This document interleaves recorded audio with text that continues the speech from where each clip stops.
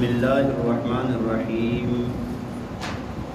وعن أبي هريرة رضي الله عنه قال سمعت رسول الله صلى الله عليه وسلم يقول ألا إن الدنيا ملعونة ملعون ما فيها إلا ذكر الله تعالى وما بعده وعالما ومتعلما.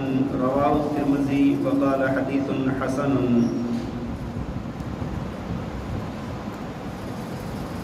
توجہ فرمائیں. حضرت ابو ہریرہ رضی اللہ تعالیٰ عنہ سے روایت ہے، فرماتے ہیں کہ میں نے رسول اللہ صلی اللہ علیہ وسلم کو یہ فرماتے ہوئے سنا کہ آپ فرما رہے تھے کہ الا ان الدنیا ملعونۃ، فرمایا کہ بے شک دنیا ملعون ہے، ملعون ما فیہا، اور جو کچھ اس کے اندر ہے وہ بھی ملعون ہے، الا ذکر اللہ تعالی، مگر یہ کہ اللہ کا ذکر اس سے الگ ہے، وما والاہ، اور ہر وہ چیز جو اللہ کے ذکر کے قریب کرنے والی ہے، وعالما ومتعلما، فرمایا اور عالم علم پڑھانے والا اور علم سیکھنے والا بھی اس سے کیا ہے، مستثنا ہے. بھائی اس حدیث شریف کے اندر نبی پاک صلی اللہ علیہ وسلم نے دنیا اور دنیا کے اندر جو کچھ بھی ہے اس کا فرمایا یہ ملعون ہے، یعنی اس پر لعنت ہے.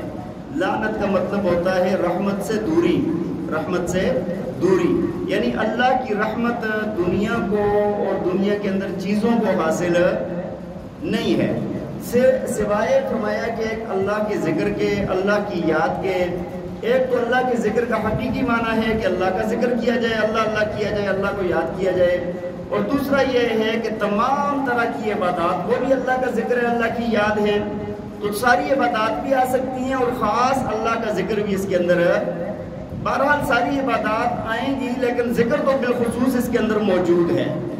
اور فرمایا کہ وما والاہ، اور جو چیزیں ذکر کے قریب کرنے والی ہیں وہ بھی اللہ کی لعنت سے، یعنی وہ ساری رحمت والی چیزیں بتائی جا رہی ہیں نا. تو ایک تو ذکر ہو گیا اور جو چیزیں ذکر کے قریب کرنے والی ہیں. اور آگے فرمایا وعالما ومتعلما، اور فرمایا کہ علم پڑھانے والا یعنی عالم اور متعلم جو سیکھنے والا طالب علم ہوتا ہے وہ بھی اس سے کیا ہے، دور ہیں. دیکھیں وما والاہ کے اندر نا کہ جو چیزیں اس کے قریب کرنے والی ہیں، یعنی جتنی بھی چیزیں شریعت کے، دین کے، اللہ کی یاد کے قریب کرنے والی ہیں تو اس کے اندر عالم بھی آ جاتا ہے، متعلم بھی آ جاتا ہے نا. ایک بندہ جو علم آپ کو پڑھا رہا ہے یا آپ جو علم بچہ پڑھ رہا ہے تو دونوں اللہ کے قریب ہونا چاہتے ہیں، اللہ کی یاد کے قریب ہونا چاہتے ہیں نا. لیکن نبی علیہ السلام نے یہاں پر علماء اور طلباء کی فضیلت کو بیان کرنے کے لیے الگ سے اس کا بیان فرمایا ہے. ان لوگوں کے الگ سے فضائل ہیں. دیکھیں آج اس چیز کی قدر اور علماء کی عظمت اور طلباء کی عظمت کو ہم نہیں جانتے. نبی پاک صلی اللہ علیہ وسلم نے فرمایا کہ میری امت کا ایک عالم جو ہے، فرمایا کہ اس کا درجہ لوگوں پر اس طرح ہے کہ جس طرح میرا درجہ تم میں سے ادنا کسی امتی پر ہے. اور یہ بھی روایات کے اندر آتا ہے کہ اگر کوئی عالم قبرستان کے پاس سے گزر جاتا ہے اللہ تعالیٰ قبرستان پر سے عذاب کو ہٹا دیتے ہیں. اور یہ بھی روایت کے اندر آیا ہے کہ اللہ کے پاک پیغمبر نے فرمایا کہ جب اللہ تعالیٰ کسی عام بندے سے خوش ہوتے ہیں تو اس کے لیے جنت میں محل بناتے ہیں، لیکن جب کسی عالم سے خوش ہوتے ہیں تو اللہ تعالیٰ اس کے لیے جنت کے اندر پورا شہر بناتے ہیں. اس کی الگ سے وہاں پر ایک الگ اہتمام، الگ عزت ہوگی وہاں پر. علماء جو ہیں یا طلباء جو پڑھنے والے ہیں، دیکھیں نا روایت کتنی واضح ہے کہ اللہ کے پاک پیغمبر نے فرمایا کہ اللہ کے نورانی فرشتے طالب علموں کی خوشنودی کے لیے ان کے پاؤں کے نیچے پر بچھاتے ہیں، برکت حاصل کرنے کے لیے. فرشتے برکت حاصل کرنے کے لیے طلباء کے ساتھ ان کے نیچے اپنے پر بچھاتے ہیں تاکہ ان کی جو برکات ہے وہ ہمیں بھی مل سکے. بات سمجھ آ رہی ہے کہ نہیں؟ تو یہ لوگ بہت اونچے مقام والے ہوتے ہیں. بعض دفعہ ہم لوگوں سے بہت بڑی بڑی غلطیاں ہوتی ہیں. علماء کی غیبت کرنا، یہ باقاعدہ جو علماء کی غیبت کرنے والے ہیں وہ دنیا بھی ان کی خراب ہوتی ہے، آخرت بھی خراب ہوتی ہے. پھر طلباء کے اوپر بعض دفعہ مسجد میں بچے پڑھ رہے ہیں، چھوٹے بچے ہوتے ہیں، یا بعض تھوڑے سے سمجھدار بھی ہوتے ہیں لیکن کوئی غلطی کوئی ہو ہی جاتی ہے، اور لوگ بڑے سخت شدید قسم کا اظہار کرتے ہیں کہ یار طلباء کو یہ نہیں ہے، وہ نہیں ہے، فلاں نہیں ہے۔ بھائی اللہ کے بہت قریب کے لوگ ہیں یہ میں آپ کو بتا دوں۔ اپنے ذاتی طور پر میں آپ کو، یہ مسجد میں بیٹھا ہوں، اللہ گواہ ہے کہ مجھے ہمیشہ ہی ڈر لگتا ہے یار اگر ان لوگوں کی بے ادبی ہو گئی نا، کہیں اللہ تعالیٰ مجھے دین سے نہ محروم کر دے۔ آپ اس بات کو عام بات نہ سمجھیں۔ بعض دفعہ ہم مسجد کے اندر آتے ہیں اور آ کر طلباء کو یا ہم کسی کو کسی بات پر ڈانٹ دیتے ہیں، کچھ ہو جاتا ہے، کبھی غلطی تو ہو جاتی ہے نا بچوں سے، لیکن ہم بڑے سخت رویے کے ساتھ، اللہ تعالیٰ کے ہاں ان کا اتنا اونچا مقام ہے نا، اگر ان کا دل خفا ہوا نا ہماری خیر نہیں ہے، یہ میں آپ کو بتا دوں۔ اس وجہ سے طلباء کا بہت زیادہ احترام کیا کریں، علماء کا بہت زیادہ احترام کیا کریں۔ میں نے آپ کو بتایا نا کہ آج بھی اگر آپ مجھ سے پوچھیں نا کہ آپ کو کس جگہ پر سب سے زیادہ سکون آتا ہے، یہ جو چھوٹے بچوں کی حفظ کی کلاس ہوتی ہے نا، میں ایمان سے کہتا ہوں مجھے اس کے اندر سب سے زیادہ سکون آتا ہے۔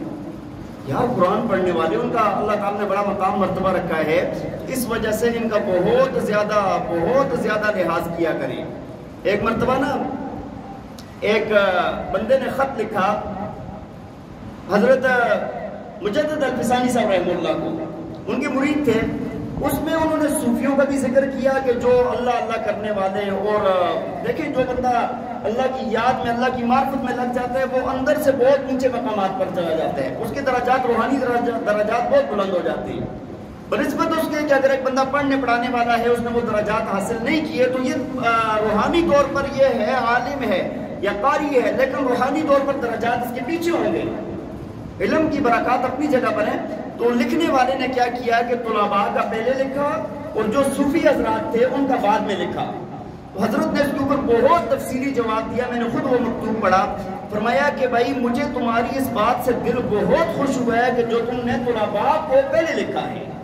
مجدد صاحب کتنی بڑی شخصیت ہیں، بات سمجھ آ رہی ہے کہ نہیں؟ اور آج ہم لوگ کیا کرتے ہیں کہ علماء کی غیبت کرنا ہمارا بہترین مشغلہ ہے۔ اللہ تعالیٰ ہم سب کی حفاظت فرمائے۔ بہرحال فرمایا کہ جو لوگ اللہ کی رحمت میں ہیں نا دنیا میں، وہ کیا ہیں؟ ایک اللہ کا ذکر کرنے والے، ذکر کے قریب کرنے والے، اور عالم، علم سکھانے والے، اور متعلم علم سیکھنے والے، یہ اللہ کی خصوصی رحمتوں میں ہوتے ہیں۔ اس کے علاوہ جتنی بھی دنیا ہے اس کا کیا فرما دیا ہے؟ اس کے اوپر کیا ہے؟ لعنت ہے۔ اللہ تعالیٰ ہمیں عمل کرنے کی توفیق عطا فرمائے۔ وآخر دعوانا